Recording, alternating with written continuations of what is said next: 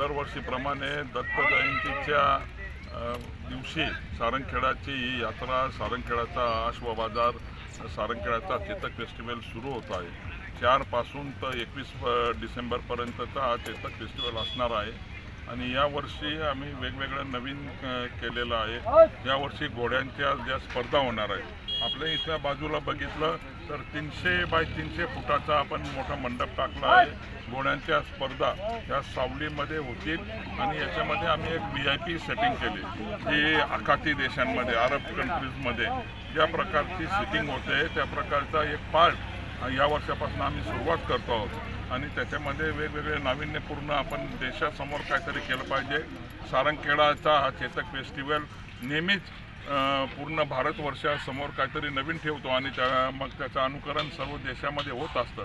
तसं यावर्षी सावलीमध्ये एकाच 300 फुटाच्या पॅन्डॉलमध्ये घोड्यांच्या सर्व अश्वस्पर्धा आम्ही इथं घेणार आहोत. अश्वस्पर्धामध्ये घोड्यांच्या अश्वनृत्य स्पर्धा असणार आहे. घोड्यांची रेवाळची चालची रेस असणार आहे. रेवाळमध्ये एका चालबद्ध पद्धतीने घोड्यांची रेस असते ती असेल.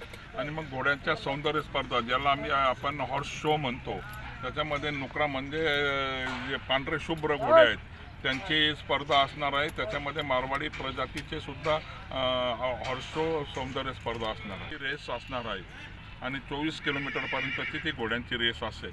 त्याच्यानंतर अश्वक्रीडा स्पर्धा, इक्विस्टेरियन स्पोर्ट्स याच्यामध्ये सुरू होतील. त्याच्यामध्ये जवळपास 200 मुलांचा त्याच्यामध्ये सहभाग असणार आहे.